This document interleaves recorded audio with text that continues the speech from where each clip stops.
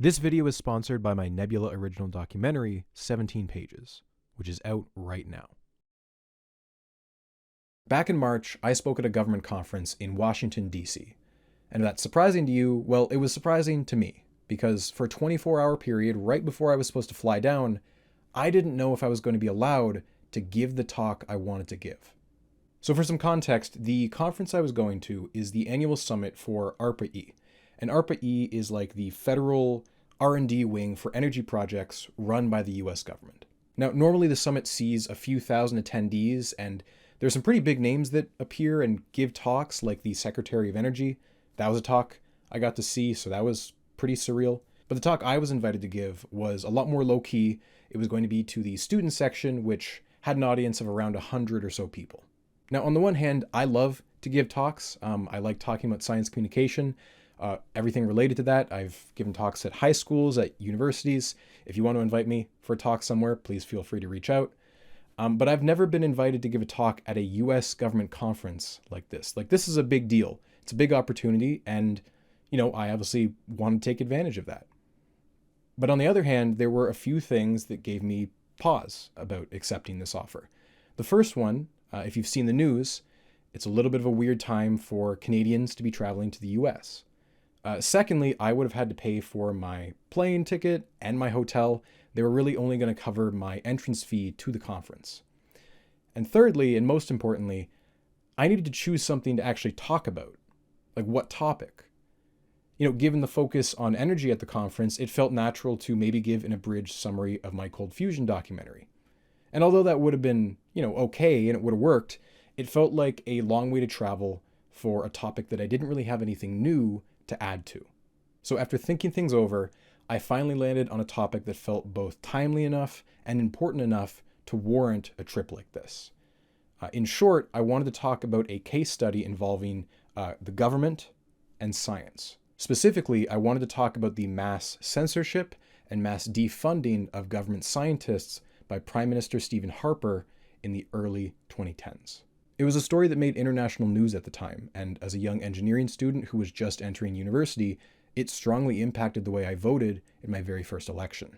And again, if you've been following the news, I think you can see why an American audience might benefit from a case study like this. Now, I was well aware that giving a talk on this subject at a conference run by the US government would likely be controversial, so I asked the person who invited me if this would be okay, and they said it shouldn't be a problem. And so a few weeks go by, I make my PowerPoint slides, I submit them, and then, it's just a couple days before I'm supposed to get on my flight and head to DC. And then I get an email saying my slides have been flagged. And so I spend the next day anxiously waiting a Zoom call where I'm going to find out if I'm actually allowed to give the talk I planned on giving. In the end, I was allowed to give my talk. Even though the talk was political, I argued that it was both historical and factual, which it is. I was asked to remove 1 or 2 images from some slides, but anything that I wanted to say, I could say verbally. Their original fear was that someone in the audience might take a picture of my slides and post them online without context, and that might be misconstrued as representing the opinions of the agency itself, which might attract the attention of something like Doge. And given that by this point the Department of Energy had been the target of multiple waves of layoffs and budget cuts, this was a concern that I understood fully. As much as I wanted to give this talk, I didn't want it to be at the expense of government employees who were just trying to avoid retaliation from those above them. Right now, there is a climate of fear within scientific institutions in the US. Scientists within the US are at high risk of being fired for political reasons, not scientific ones. Worthwhile research is being defunded based on ideology, not merit. It feels like there's a new example of this every single day, and there's probably going to be more even between the time when I record this and when I upload this. But here are some of the biggest examples. The NSF is being directed to fire 55% of its staff, and its funding is being cut in half. The director, who is actually a Trump appointee, has resigned from his post 16 months ahead of schedule. At the NIH, researchers are being advised to remove any mention of mRNA from any grant applications, as they're likely to not be funded. And across the country at many different universities, federal funding for grants has been shut off completely, and some students have had to drop out of school entirely because they can't fund themselves on their own. As you'll see in my talk, this series of events played out in Canada, and it is playing out in the US right now. But what's so frightening to me is that it took several years to get so bad in Canada. In the US, it's gotten worse in the span of just a few months. You should be angry that it's happening, but you should be terrified that it's happening so fast. This is the talk I gave at the ARPA-E Summit on March 17th, 2025. It should go without saying, but these opinions are mine and mine alone. Okay, so just like you heard just now, my real name is Kevin McKay, but I'm probably a little better known online as BobbyBroccoli. I'm a Canadian-based YouTuber, although I did used to work in tech as a photonics researcher. Maybe you've seen some of my videos on YouTube. This is just a quick sampler of stuff I've done. I mean, like you just heard, I've done documentaries on the history of cold fusion, the failed Texas super collider, and also a bunch of documentaries on cases where scientists may have faked their research and then gotten into a lot of trouble for that. Now, when I was invited to give a talk here, obviously it was quite difficult to actually narrow down a topic. It feels like there's a million things I could speak on. But being a Canadian, it's a little bit of a weird time for me to visit, but there's actually a story from Canada related to science from about 15 years ago that I think might be very useful for all of you as a bit of maybe a lesson or a cautionary tale. So to get started, we're going to go back in time a little bit to 2015. That was the first ever election that I was eligible to vote in. That was notably the election where Justin Trudeau became the Prime Minister. I'm sure that all of you know who he is. He was the Prime Minister until actually just a few days ago.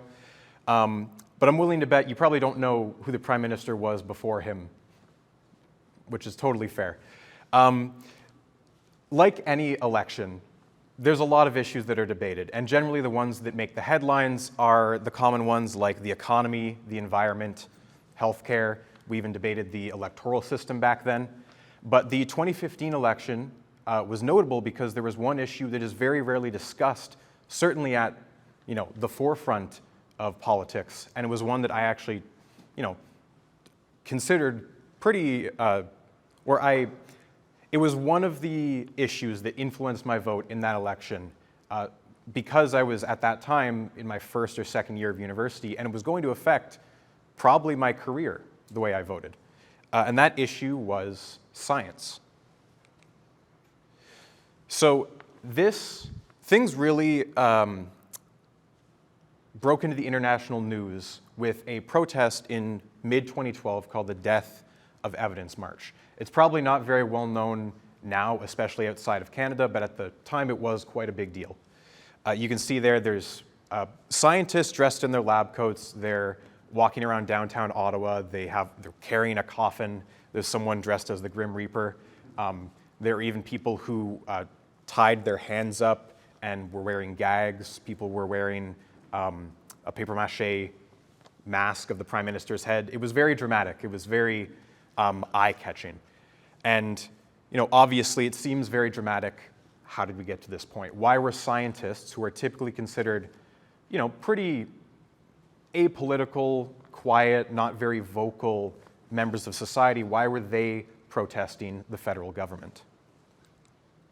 So to explain that, we need to introduce the Prime Minister before Justin Trudeau, Stephen Harper. No one's ever accused him of being the life of the party. He's a bit of a very boring, dry man, and that was kind of his brand. He was the former leader of the Conservative Party of Canada. He was notable for uniting what was once two separate right-wing parties. He brought them to victory in 2006, and he became Prime Minister. He's also notable for representing Calgary, Alberta, which, for a reference frame, it's like the Dallas, Texas of Canada. It's oil country. And so obviously, Canada has a different political system than the US. We don't directly elect a president. We vote on members of different political parties, and then whichever party has the most seats in Parliament, they usually form government. And there's two ways you can do that. The first is through a minority parliament. You don't have the majority of the seats, so you have to gain the votes of other parties, you have to compromise. But then there's also a majority parliament, which is where you win more than 50% of the seats, and you really get to enact pretty much anything you want from your political agenda. So we're going to talk about the two phases of Stephen Harper's administration in Canada, starting with his minority government, which lasted from 2006 to 2011. And I'm specifically going to be highlighting the ways that his government changed science, science funding, and science communication in Canada in a very drastic way. So one of the first changes was the cancellation of the long-form census, which it's just a boring list of questions that 1 in 5 households in Canada is sent. It's very long, it's very annoying. It asks you questions like how many toilets you have in your house. And also it is mandatory. You do need to fill it out, you don't have a choice in it. And as annoying as it is, it collects a lot of valuable data that is necessary for policymakers to enact effective policy, because it asks stuff like medical outcomes, income, languages, that sort of stuff, that is necessary data. But when the Conservatives came into power, they said due to cost-cutting measures and also privacy concerns, they were going to get rid of the long-form census. And many of Canada's statisticians working for the government objected to this because they felt they were going to lose valuable data. And the alternative of making it a voluntary census meant that if not enough people responded to the survey, you wouldn't meet the necessary 75% response threshold for the data to be considered actually useful. It's not representative if it goes below that rate. And it turns out that's exactly what happened when it was made voluntary. It dropped below 75%, data had to be thrown out. But then the government arbitrarily changed the threshold to 50%. And at that point, Canada's chief statistician actually resigned from his post in protest to these changes. So that was one of the first changes. Another major change was the relationship between the media and Canada's government scientists. So prior to 2007, at least in Canada, if you were a science journalist, you could call up a government scientist who had just published a paper. So it's in a journal, it's public. And you just ask for some quotes, ask for some comments. And it was a pretty amicable relationship. It was very easy. And that's how it worked pretty much until 2007. But around that time, journalists started to notice changes in the way they could speak to government scientists. Suddenly, they were being told things like, and this is a direct quote, "I'm available when media relations says I'm available," which is essentially a euphemism for you need to talk to my boss's boss's boss. And suddenly, you had to send official requests to bureaucrats and political staffers who did not work on these papers, they did not work on the science, but they were drafting the responses that were going to the media.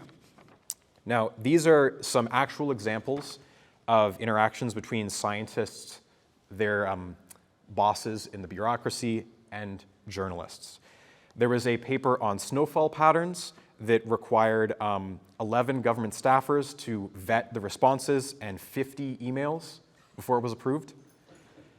There was another paper on a flood that happened 13,000 years in the past, and that required official sign-off from the Minister of Natural Resources, so a cabinet-level position. In other cases, papers had to be approved by the Prime Minister's office, so control was that centralized in the government. There's another paper on algae growth that required 16 staffers involved and 110 pages of emails. And another scientist was fully barred from speaking to the public about a paper she wrote on the links between salmon deaths and a virus. So you can clearly see that, the relationship between the media and scientists took a very clear shift. And, maybe you've noticed a theme between the subjects of those different papers. They were all related to either the environment or natural resources in some capacity. And generally, there were 4 tactics that the government would use to interfere in this media relationship. And the first one was to simply delay. If a journalist had a deadline, they would just not reply until the deadline had passed. The second was if scientists government scientists attended conferences. They would have chaperones from the government follow them around, take notes on what posters they looked at, take notes of what questions they were asked by people at the conference. The third one, which was pretty egregious in my opinion, staffers would alter, omit from, or completely invent responses from scientists and send them to the media. So you had cases where scientists would read an article about their paper, see a quote attributed to them, and they would say, "I never spoke to anyone about this." And then finally, the last tactic was to simply threaten scientists with repercussions of some sort if they spoke to the media. Their job would be threatened, their funding, etc. So a very clear shift when the new government came in with respect to science.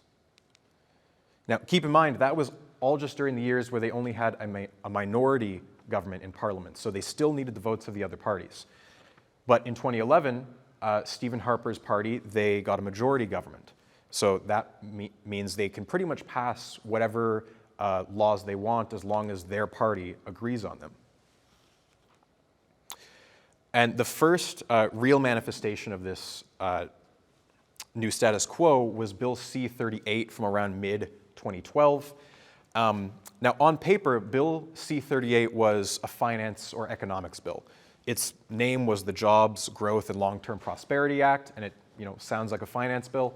But really, it was a massive omnibus bill. It was 450 pages, and it touched, I think, upwards of 70 other acts that ranged from education to the environment, and of course, science funding. And because of the majority parliament, there was essentially no debate and no pushback on any of these changes. They were really just rammed through.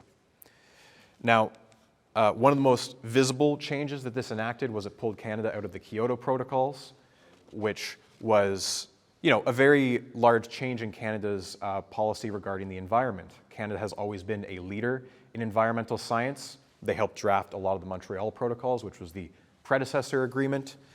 That is a direct quote from Stephen Harper years before he was Prime Minister, calling the Kyoto Protocols a socialist scheme to suck money out of wealth-producing nations. Again, a reminder that he represents Calgary, Alberta, which is Canada's largest producer of oil. So you can understand where he might be coming from with his objections. But also, during the period of 2007 and 2012, partly because of the limitations of journalists being able to speak to government scientists, media coverage of climate change and natural resource-based issues fell by 80% in that time. Another area of science in Canada that was dramatically affected was the National Research Council. Now, I want to say that the rough equivalent in the US is probably the NSF. It's a very prestigious research organization that I've actually worked with. Two of the papers that I co-authored were with NRC scientists. We've had Nobel Prize winners associated with the NRC, so it's kind of the crown jewel of Canada's science. But there was a new director put in place during this time who made changes to the priorities of the NRC. And he specifically called it a toolbox for industry, and he called it open for business.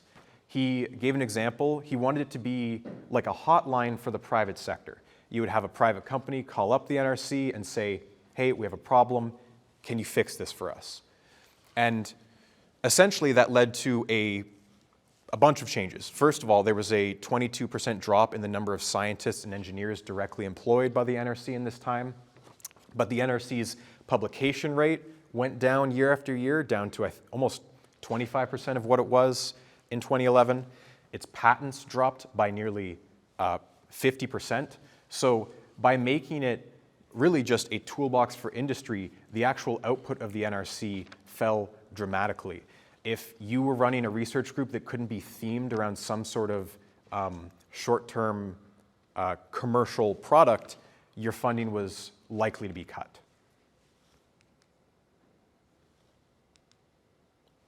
Oh, skipped a slide. And the part of Bill C-38 that received the most backlash were the many cuts. So full labs were simply had their entire funding erased. The biggest example is the experimental lakes area. Canada has more lakes than any other country in the world. It is literally 9% of the surface area. We carry out more ecological research that other countries simply do not have the scale to carry out. It was shut down, the cited reason being cost savings, but the cost to shut down the lab was equivalent to 25 years of its operating budget. Another lab that was shut down, the Polar Environment Atmospheric Research Laboratory, way up north. It measures weather patterns, climate data. Around 2,000 government scientists were simply laid off. This cascaded into government grants given out to universities. The Department of Fisheries changed their policy from protecting all fish species in Canada to only valuable fish species. And this was a pretty dramatic example. There's actually a picture on the right there of a dumpster full of notebooks. That was the Department of Fisheries archive. It was closed down one day, and all of its notes, data that had been collected for decades, thrown in the dumpster with little to no warning. So there were stories of scientists there jumping into the dumpster and taking those notes home with them because they would have been destroyed otherwise. So a lot of closures in a very short amount of time. So I think with all that context, you can understand why government scientists, who are typically very quiet and apolitical civil servants, began taking to the streets in Ottawa and protesting. So again, it was called the Death of Evidence March. They had a lot of dramatic costumes, but they were essentially telling the government that they felt they were being muzzled, that their funding was being cut. They didn't feel that there was an actual separation between the politicians and the scientists being able to do their job. This is a quote from one sitting member of parliament from the time who was critical of these protests, saying, "In my view, scientists should stick to science." And in a vacuum, that's an ideal that we might try to strive for. But what these scientists were saying is that there isn't that separation of the scientists and the politicians. They aren't just advising and then the politicians may or may not take their recommendations into account. They were directly inhibiting or silencing their research in many cases.